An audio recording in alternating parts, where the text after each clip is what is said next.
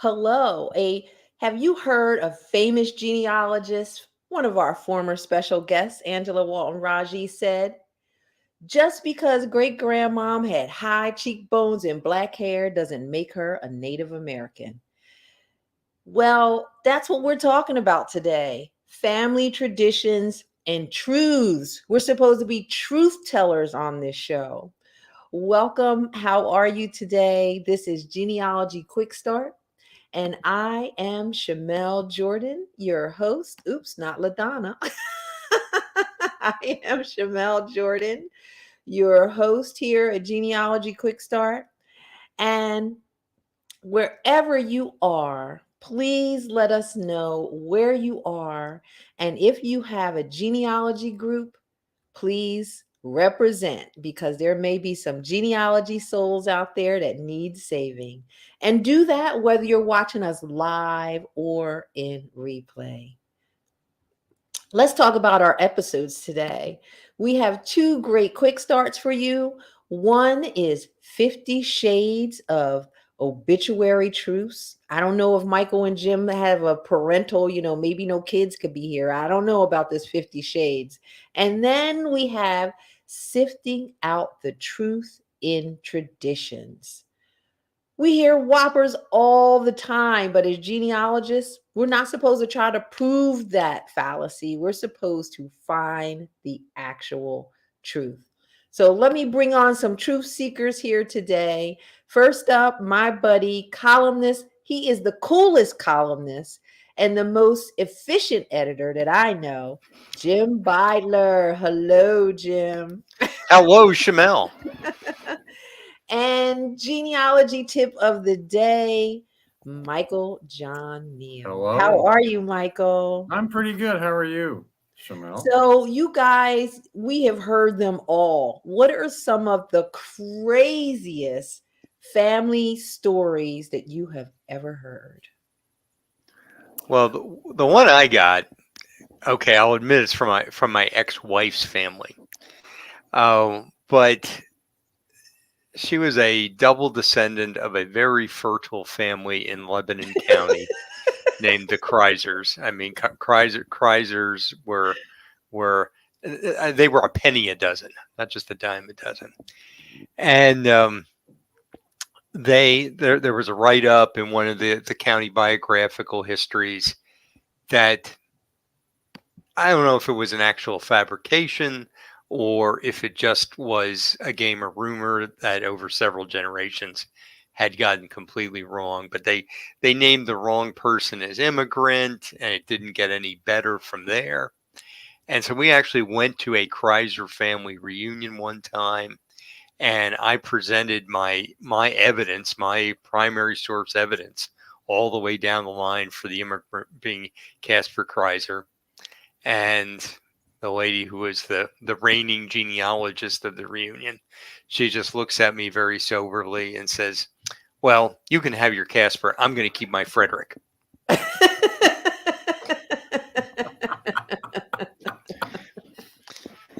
Couldn't do anything but just say okay to that. Well, apparently, since it's your ex-wife's family, you didn't keep your Casper either. That's right. That's right. I guess my story, I'm going to try to make this as short as possible. Double great-grandfather, when he was in his early 20s, left Illinois, went to California to pan for gold, and in the gold rush. And he got out there, and, the story was, well, you do all that work, and sometimes you get gold, and sometimes you would not get gold.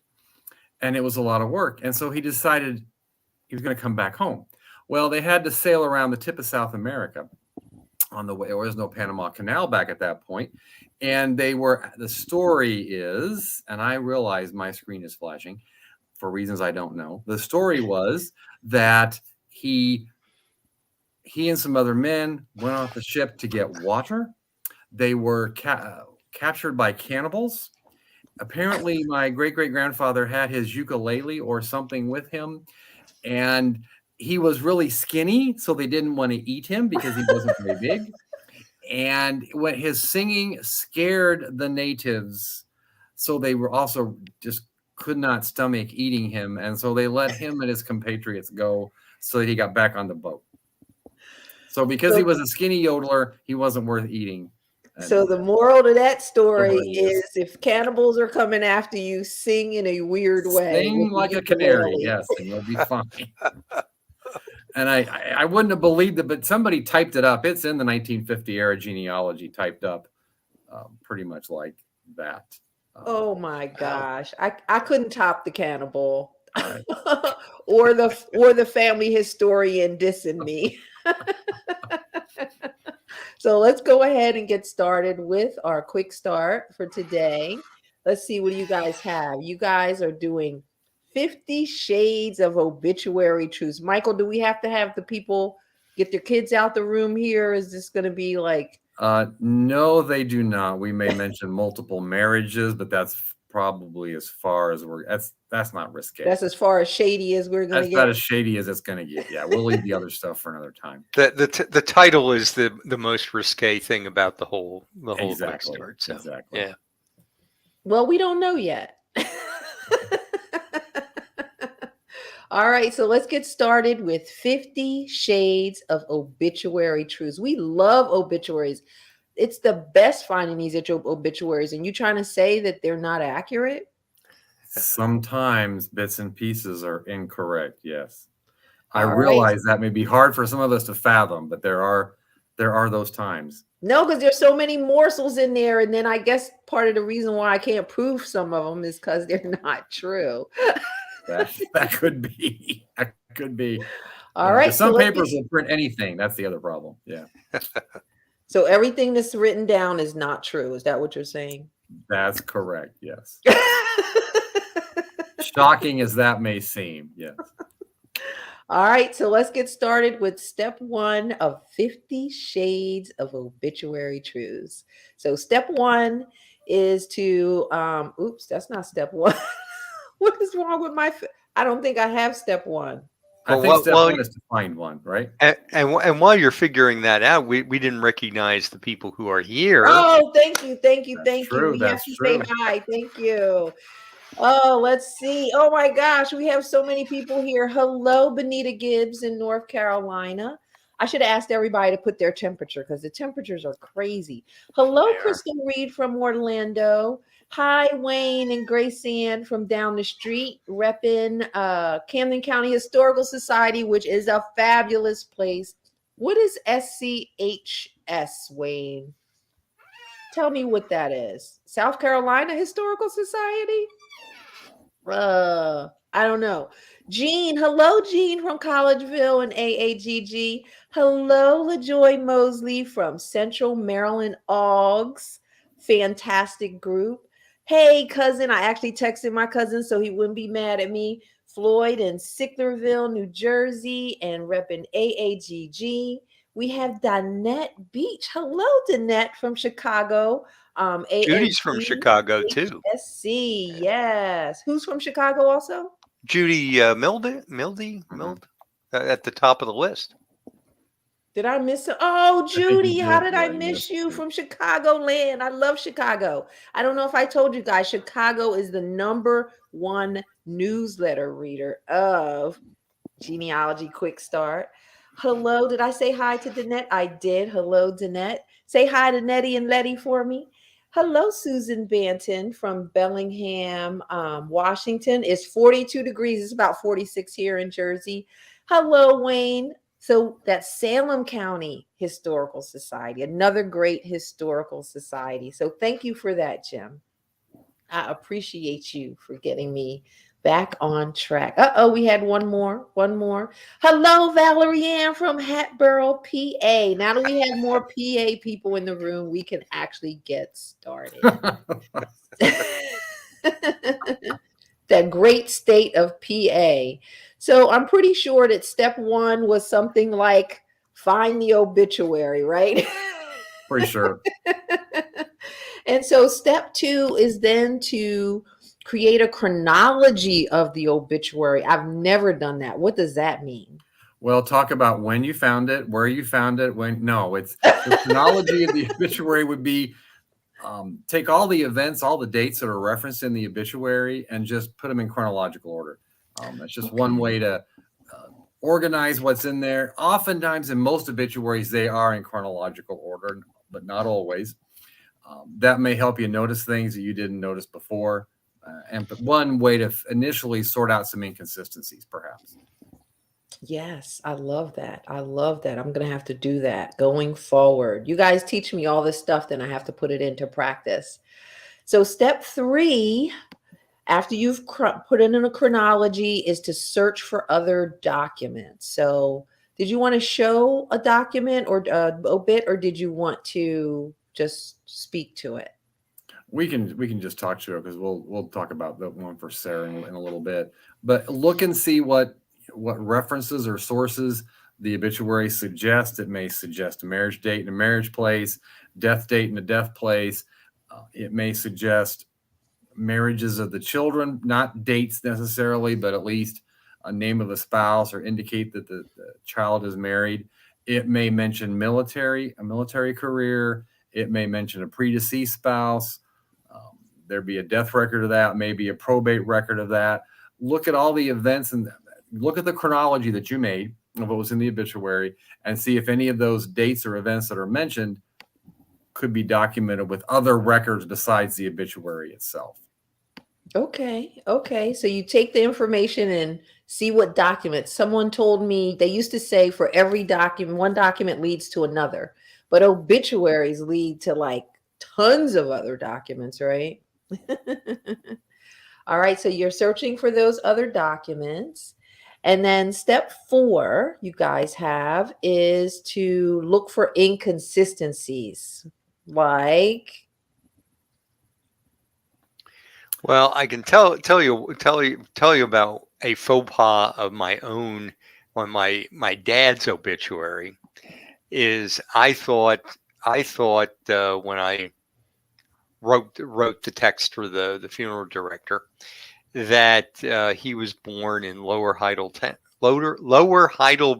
Township, Berks County, Pennsylvania, because that's where he always used to drive us by on these windy back roads, and so that's why I put in. Well, it turned out no, he was actually born in adjoining North Heidelberg Township, and moved there when he was like age 4 or 5 to Lower Heidelberg. So even I did this, and yeah.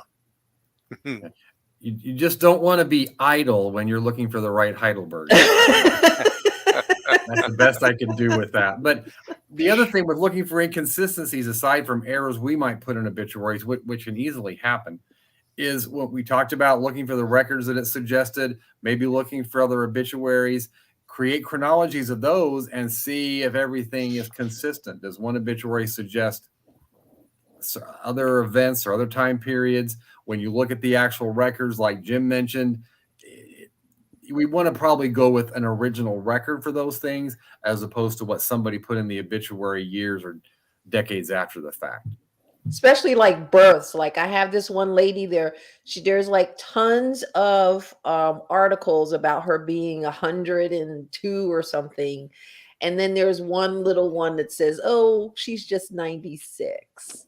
And when you looked at, birth records, then it, inconsistencies. Right. Totally get it. So step 5, after you look for those inconsistencies, you want to evaluate your sources. So let's show some what you have here. Let me bring that up. Yeah, let's pull up Sarah first if we can. Sarah. Yes, Sarah. We have Sarah. Oh my gosh. Does it drive me crazy when they have Mrs. and the man's name? That's a whole separate issue, because that makes it hard to find. This one, she was somewhat easier to find because her maiden name is right there at the start of the second paragraph. Sarah Ellen Newman was her maiden name. There are a couple of there's a couple of omissions and some errors with this. It says she was the daughter of William and Rebecca Tinsley. The word Newman should have been right after Tinsley. Tinsley was her mother's maiden name. And it just that word got left out. That word got left out. And one word getting left out can be, sometimes it doesn't matter. This is a case where it did matter quite a bit. That word got Oh left my, out. wait, that's devastating. You 'Cause you're know, like, and there's okay. part of the reason for this is where they lived in Missouri. They didn't live close to a lot of relatives, so the informant for this obituary didn't grow up knowing a lot of extended family, and that makes it a little less likely they know some of the details. Perhaps I've got Ruth County, Indiana underlined. That's because it's not Ruth County, it's Rush County. Just a teeny tiny typo. And again, this was written in, I don't think it says here, but this was written in Missouri. And so they probably weren't familiar with this wouldn't have probably happened in Indiana. Somebody would have caught it. But in Missouri, it's just, it's Indiana. It's all whatever. It's 2 states over. Who cares? So that's what gets in there. And when I posted this elsewhere, it says she moved to Carthage, Illinois. I had someone comment, well, that's got to be wrong because there's a Carthage, Indiana in Rush County, Indiana, which is true, but the Illinois reference is correct there. It mentions her husband that she was married to 1874, and it mentions their children, and it names them.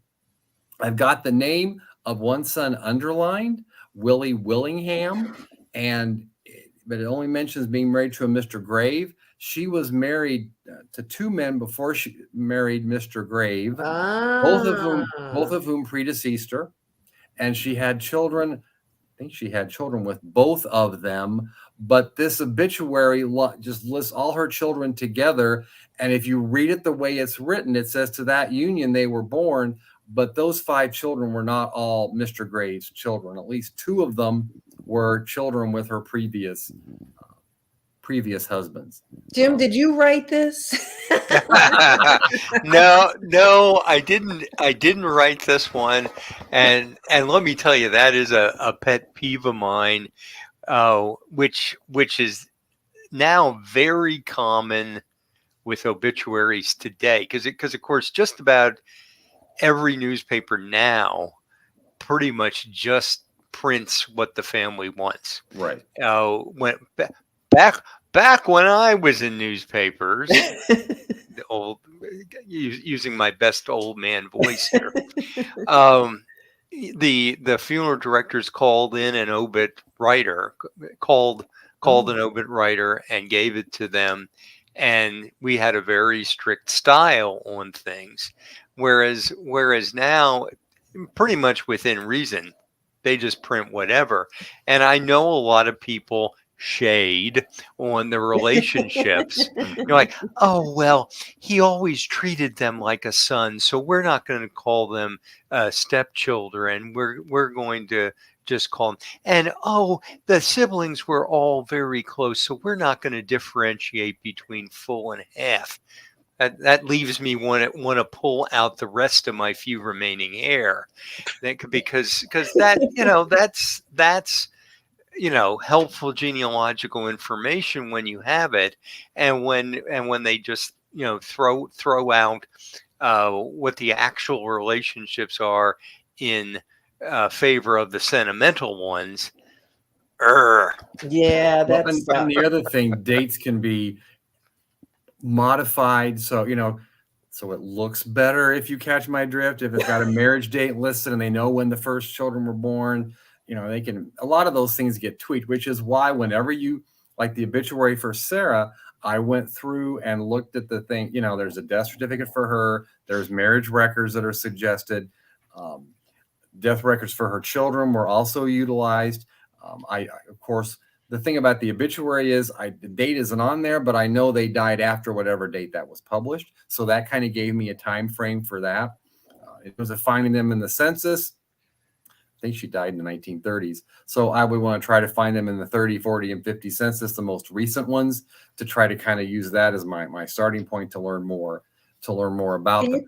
Go ahead. Sorry. No, the errors, I know the errors because I've researched this woman fairly comprehensively. When we just find one, but it makes the point that you've really got to go in there and look at what it says and try to evaluate and double check and prove, if you can, every statement made in there, because most of them, there will be a combination of things that are pretty much on the mark and are correct, and then there's things that are not quite so correct. And sometimes it's because the family wants to be vague. Other times they just don't know.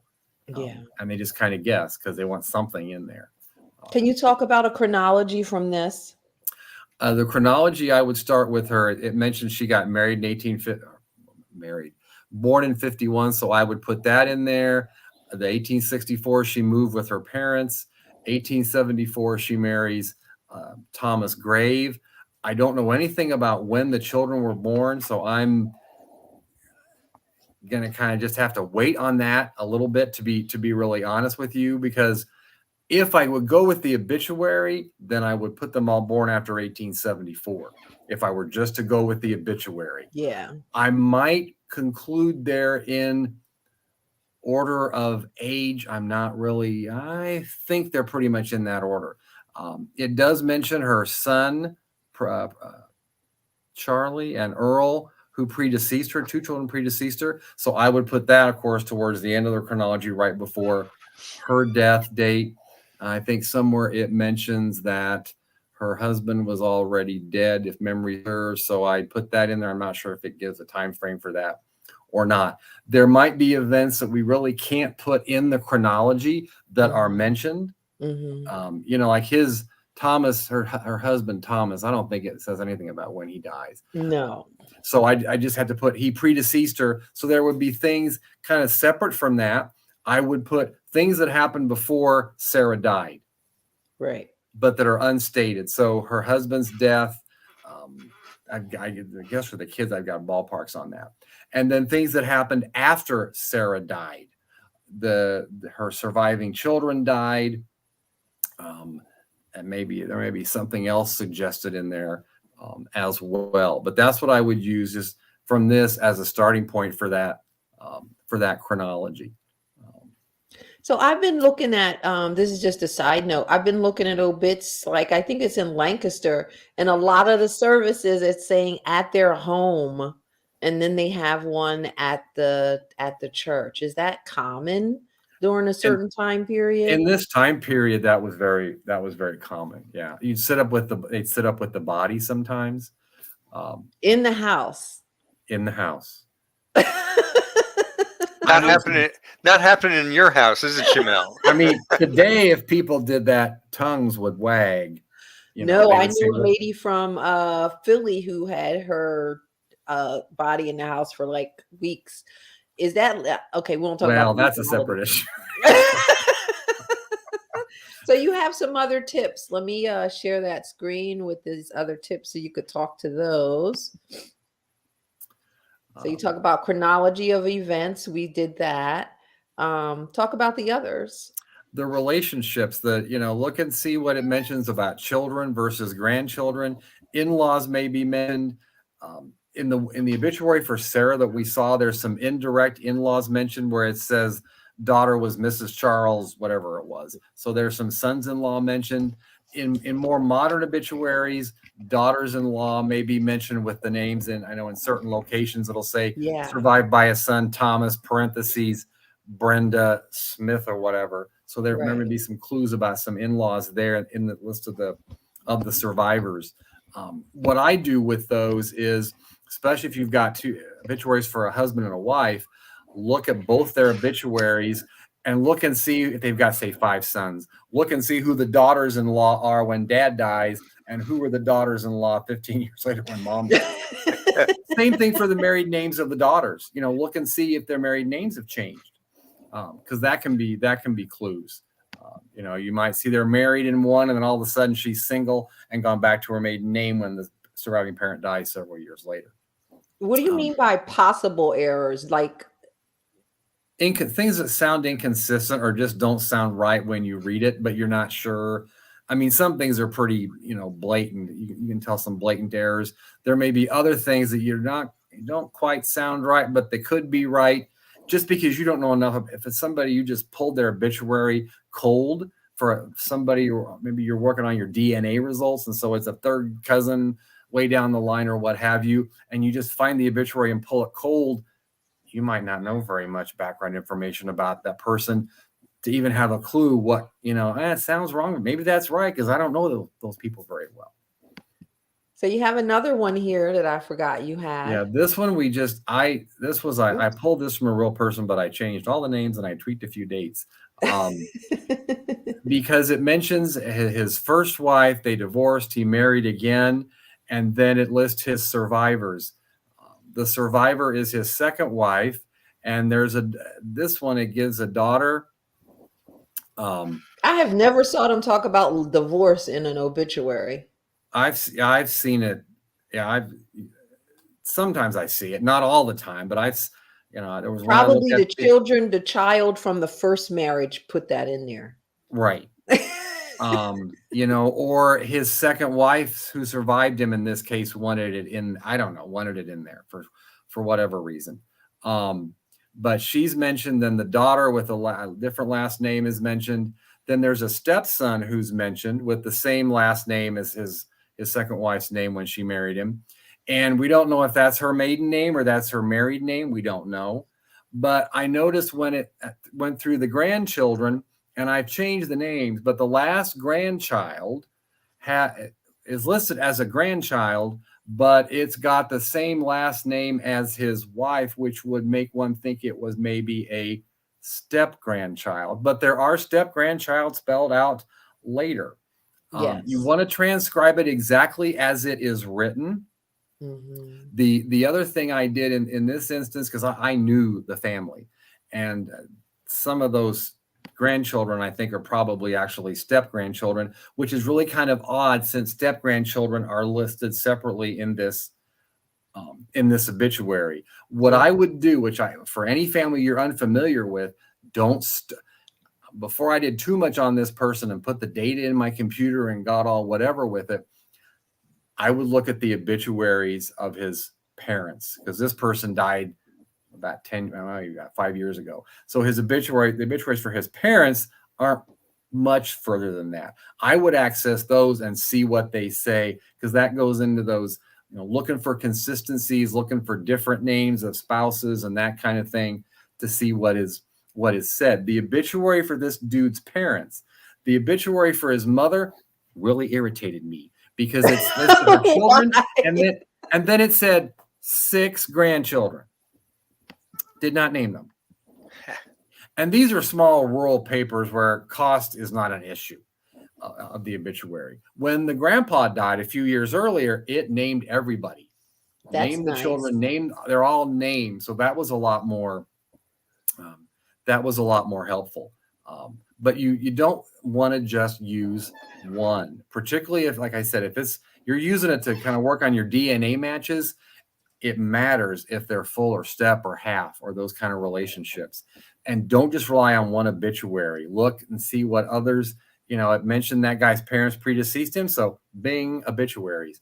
I might even want to look and see, was there that marriage announcement in the newspaper to either his first or his second wife? Because that may really explain some things that are not explained later. Then there could be multiple obituaries for the same person. Exactly. So, you want to look in different. One that's like very little. There could be a big one in there. Right. You want to look. And the thing is, as kind of a reminder, if you've got a person in a metropolitan or an urban area that was from a rural area to begin with, you want to look at what's in their local area paper, but it's probably going to be a short death notice without a lot of information in it. But if they had something in their hometown paper, that one might have gotten into a lot more detail about their family relationships, which is what you need, because urban papers don't tend to do that. True. As much. All right. I love this quick start. I could go on forever. Let's go through the steps. We'll have step 1 this time.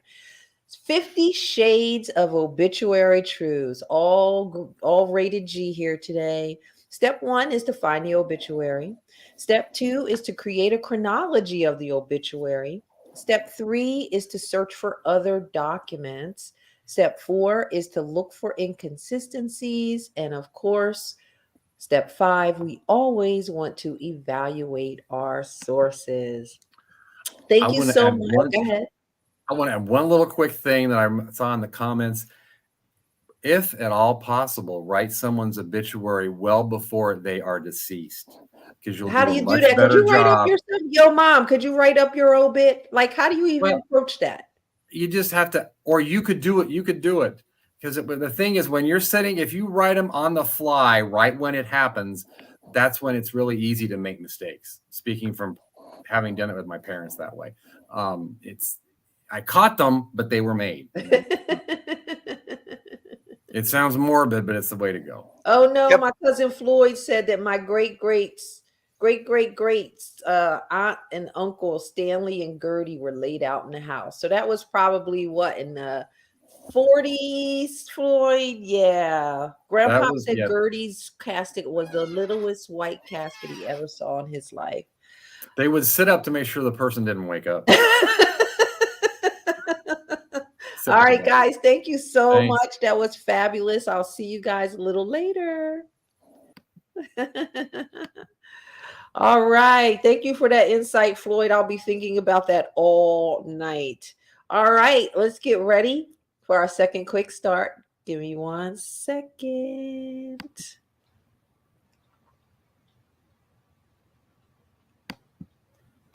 All right.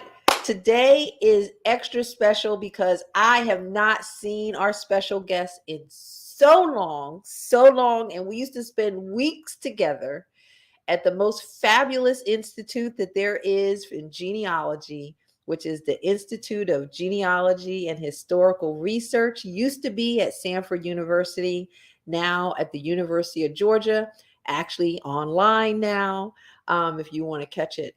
So everyone, please welcome my buddy, LaDonna Garner. How are you? Oh, wonderful. And thanks for having me on the show. And yes, it's been too long because a few people are like, how long has it been? I'm like, I'm ashamed to say. It's been too long. It's been way. You didn't come to Georgia. No, I came virtually this year. Okay. One class that I was helping teach, but no, I haven't been down there yet. And we didn't share a memo to have on the same color. We're just festive today. No. And what is your backdrop? This is one of the courthouses in Southeast Missouri. Oh, okay. So LaDonna, we always ask our special guests to tell us their 1-minute genealogy story, how you got started and how you knew you were hooked. So can you please share? Yes, I can. How did I get started? Let me take you back to junior high in like 1982. And we had a history teacher who said, let's talk about ethnicity. And for me being the only person of color in the class, it was a little different because we had to have an assignment that night, go home, ask our parents what ethnicity we were, ethnicity, and come back and explain a little bit more about the family, bring photos if you have it. Well, I couldn't share anything other than we were Black and we had various numerous colors of skin in our family, and it was always a mystery. And my grandfather looked more like a white gentleman with sky blue eyes. The kids made fun of me, and all they could remember was that little sardine can of slaves coming over and that they use as a diagram. That's all they thought really happened to my family. So that led me on the next some odd years of trying to understand more about the diversity in my family and how that came about. So here we are, something years later. And I am more than hooked and to where I've actually just made my life completely spiral around genealogy. How did I know I was hooked? Because I used to drag my children to the cemeteries, drag them to the library, and they would be like, oh, here comes mom. She's going to make us while she sits and plays on microfilm machines. But it's wonderful. It's a beautiful joy. So I wonder, what that teacher might have thought later on in life if she realized how much that spark had really ignited in me just because I could not explain anything about my family. And guess what? That's not happening to your descendants ever, right? Not at all. And we got to talk later about this sardine can. I didn't know Black people was on a sardine can. So we must not have gotten no sardines in New Jersey. It's a 5-minute history lesson. All right, LaDonna, you have a great quick start for us today. Um, and, we all need this so we could stop regurgitating non-truths. And because we're truth seekers. And your title for your quick start today is Sifting Out the Truth in Tradition. My friend Paul Shop, he calls it getting rid of fake lore. Folklore. Oh my goodness. Yes. So let's get started with your quick start. And so step one, and you actually do this at a college. You teach this course. You teach people how to do this. So we don't have a whole semester. No, We no. just have about 20 minutes. Yeah, going to give you the nitty gritty. So if you have a family folklore, a family story that has been prominent throughout the generations, shows up at every family reunion and every other family get together, write it down. And I don't discard anything. Okay. And I put shame on anyone who has been guilty of writing these wonderful truths. Yeah, no shame, no shame. No shame. This is not about shame. This is about accepting and giving a space for this family folklore. Okay. So what I like the students to do, and I invite anyone else to do this to your own, is make a brief summary of that folklore, that story. And when I mean brief, it's going to hurt. Just a few sentences.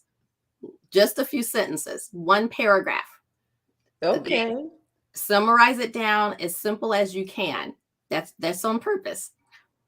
So that's your step one. All right. And so also, people didn't have as much access to things as we do today, whether it's documents or actual training and teaching on it. And so I'm going to share, you said this one was a family tradition from 1985. And I love this family tradition of yours. So oops, my fingers are just tripping today. And so this was a page from your family history. Tell us about it. This here is a wonderful story that a now deceased cousin had written. My knowledge is that it appeared at one of the family reunions around 1985. I wasn't privy at that to attend that one, but this did pass down to me in the early 90s. And so what I and current cousins have wondered was how it got so elaborate and where the information came from. I suspect the cousin, not to be named, even though he's deceased, was really just trying to get more excitement in the family, to get involved in those stories. Come on, this was right after, Roots. 70s of Roots and Alex Haley. And that's such a luxurious, family story that, of course, everybody wants one. So that's my take on how this came about. But this discusses my third great grandfather, who at first I had known as a child as named Redmond. Okay. Yeah. And Redmond in this part of Southeast Missouri usually just refers to some Native American family member. Okay. But that was supposed to have been the last name or first name. We weren't quite sure in the early days. And it goes on and on about how he loved this particular enslaved woman named Betsy.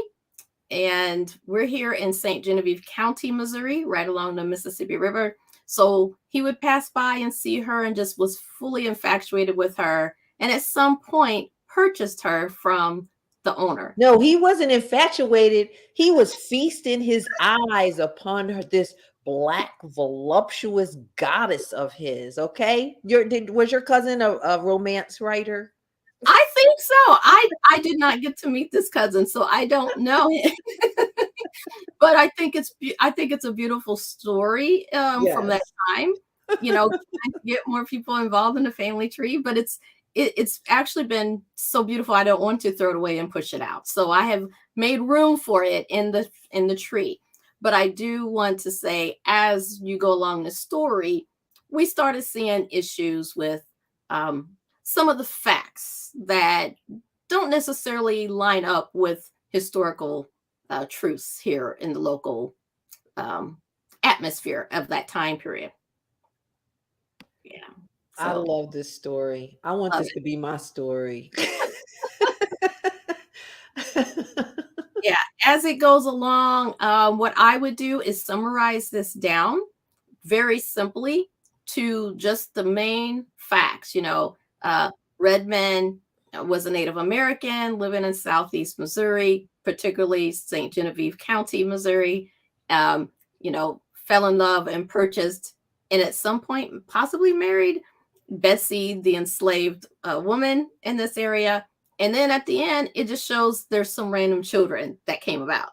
All right. Some Okay? random children. I love that. In the meantime, he was really loving alcohol the more the story goes on, and he lost his family and his land, and they were sold in St. Louis on the auction block. So as you go along this story, like I said, things just did not match up. St. Genevieve enslaved owners really had no problem selling their own slaves down here. Didn't necessarily have to travel that far up to St. Louis. So that's a contradiction. And then as the names in the story line start fleshing out for children, I realized they're not just children, they're grandchildren or cousins or All things right. like So you have them write that brief summary, which that. is brief, not just the whole story. You don't have to put in the voluptuousness, No, but remove a all brief story. the words and pull it down to just trying to summarize to facts. All That's right. the first step. So step 2 is then to is the story realistic? So you already put down how it was unrealistic that they traveled so far to the auction block and they were very sad to sell enslaved people. What else in that story was not realistic? Well, if he was Native American, him having land ownership in this part of the state at that time period of slavery would have been extremely hard because there were a lot of means for local anti-Semitism. I'm saying it right, and it just wasn't going to be possible for him to really have that land.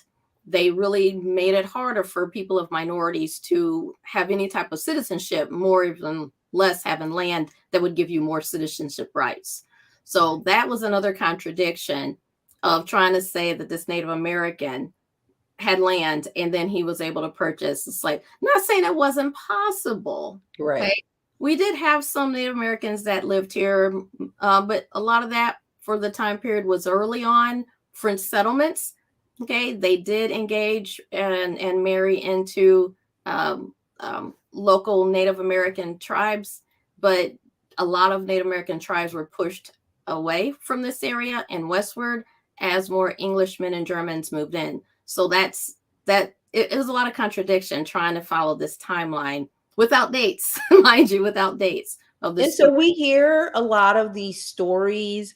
How do you know that it's unrealistic? Like, how do you know that? Well, does it sound like it? Does it sound logical? Does it have context behind it? So getting drunk and losing your land, there's a lot of times you have to just go to maybe possibly newspapers or some of the local documents at the courthouse of something happening. And with that, anti-minority sentiment at the time, they loved putting the derogatory items in the newspaper quite a bit. So that's helpful in locating some things that happened. Not great for the minority families, be noted now that we're looking back in time. It's kind of sad, but it did highlight how they really were trying to thwart anyone that were not of that stature, owning land, having any type of wealth, status in the society. So yeah, it takes a little bit of digging and some hard truth, but you got to at least try to see if you can put this story in context. You also mentioned some things that you see in deeds there with regards to African American land ownership. What was that? Yeah, in the local counties around here, if you really dig, you might not find it written inside of one of the register indexes because it's a little heartbreaking. But you will find where you have had some of the, I'm just going to say Ku Klux Klan would have land ownership, and it would make sure inside those deeds were noted that it was not to be sold to anyone that was not of the right status. So it might have right there in the deed. Right on the deed. It might have something that says not to be sold to darkies, Chinamen, excuse the phrases. This is just for that time period. And other derogatory words, but that can be found on quite a few deeds around this area. Yeah, not necessarily in the index. You actually have to look at the deed itself. And so that's step 2. Does this make sense? Could this have possibly happened? And you reading the history too of the area, because that'll help you understand what the makeup was. Were there Native Americans there? Like all of that. All right. Step 3 is which records may confirm the story. So you said some records like newspapers, deeds. Are there any other ones that might help? Other records that really help to try to outline the story. So in this particular one, when Sif made that paragraph and pulled down just those prominent facts, we're looking at what items of those facts have a supportive source document that you can actually try to go and locate. So he mentioned land. So I went through every single register for decades would have been alive, page by page, to try to locate an actual record for that land purchase, and there was not one. Nothing. Okay, not one. So that's one. I look back through tax records. Maybe he didn't technically own it. Maybe he rented, but you always still had to pay your personal property tax. And if you were going to have enslaved individuals, that was also a tax. Went back through those records, nothing. Okay. So more and more, if you look at the facts, try to find a surviving document that might support it. And it's okay if it comes out negative. That actually still helps you understand more about this story. Negative is okay. And you have all these new documents, which we're going to show you shortly. Let's look at step 4 is to go ahead and locate sources. So I'm going to bring up one of your sources. Talk to us about this one. Now, here are some of the family, I'm going to say assumed family, because we have, let me see, this is the Saline, St. Genevieve County, Amos and Bernie Swink, and how to say it, great-grandfather or third great-grandfather Redmond. This would have been his son, okay? And since he would already been passed away, once we get to 1880, which is actually the first census that I find for the family, not 1870, for just to pull in what was happening in the environment around here at that time, Missouri was not free. Missouri did not free their slaves before at the time of 1863 and 65, all that mess going on, fighting for the South. So I didn't say that right. Missouri did not free their slaves at the same time the South was freed. Let's put it that way. It happened in 1865 in January, but throughout the state, it's going to be haphazard. So what I find often for this part of the state, and it's extremely rural, that they might not have found out right away, and I don't think enslaved owners are going to really let them know. You can leave if you want to, and I gotta pay you. How much you want me to pay you to do what you was doing for free? So what I'm going to find often is if I can't find individuals recorded on a census in 1870, I'm going to find them by 1880. So they might not have been picked up from whatever reason. It was just kind of confusing back then, right? Yeah. And so 1880, you have Amos, and within this household, it's 2 pages. You'll see Amos in there, and then as you go on to further pages, you'll find more family members of Amos, or Amos, however you want to say it. And you're going to find great-grandma Betsy as well. And, so it's in several brothers. So it's kind of interesting how you have a family dynamic all within one household that was supposed to have been sold on the slave block up in St. Louis. So, okay, not sure how they trekked up there, got sold. And mind you, if they were sold in St. Louis on the auction block, many might ended up right back down into the southern states. So it would not have been as an easy chore to return in just under 5 years. Right. So there's a lot of things. So when I'm locating these sources, I'm looking for things and facts that make sense. So the census are my number one. Taxes will be number two because that's a person in place. Death certificates are wonderful, like we've been talking about here, because this is going to help me identify family relationships. Yes. And also give me a little bit more keynote on what was the story of great-great-grandpa Redmond.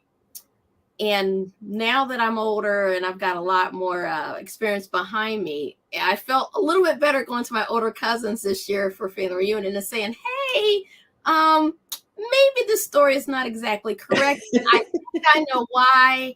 And I pointed out a little bit of a misinterpretation on the death certificate. Whose death certificate is this? This will be William Patrick Swink, my actual second great grandfather. Okay. He would have been the son of Redmond. Okay. And as you come down here, there was a grandson, Edward Swink, as informant. And he said that his grandfather, the father of William Patrick, was Jack. And one cousin interpreted that, we possibly think, as Redmond Swink, when actually it's more than likely just Richard. Just Richard, Jack Richard.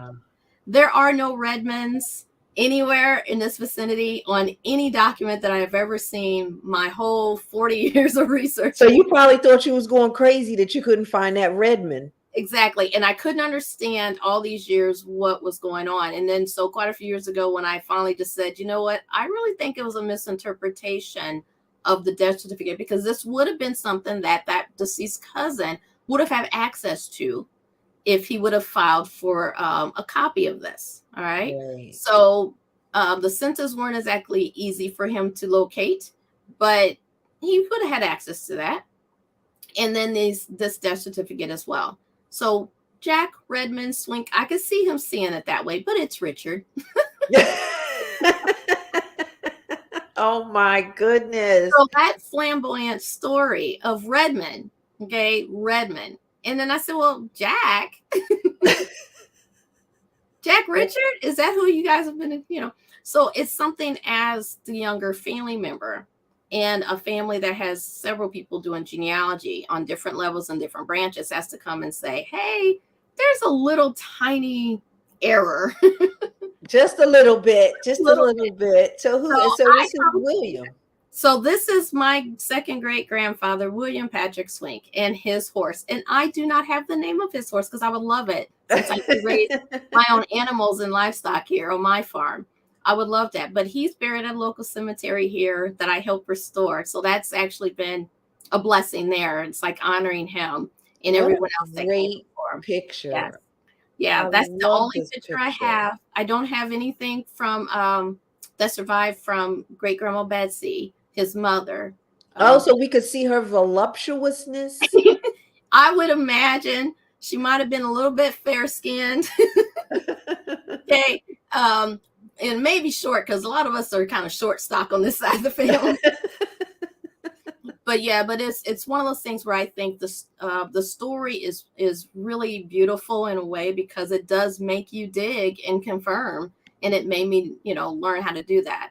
Sadly, it has made me start looking at more of the white side of the family, of the Swink, and also looking at slave documents. Like this one here is the slave schedule, another local source that I was trying to determine. You have William Swink up there. That's the white side of the family owning Black and enslaved individuals. And that gentleman's name was also William Patrick Swink. Okay. So some of the family folklore has been confusing them as owning not just land, but owning ourselves. But really, I had to explain that we didn't own ourselves. We just had a family member named after one of the slave owners. So that's another tie for us that we owned ourselves. I love that story. Well, that story. You got to own your family and help them out of slavery, So there's a lot in that story, and there might have been additional pages. We're not sure of that, what passed around at a family reunion, but that's the one sheet that passes around now, and I love it. it just makes us smile. I'm not angry about it.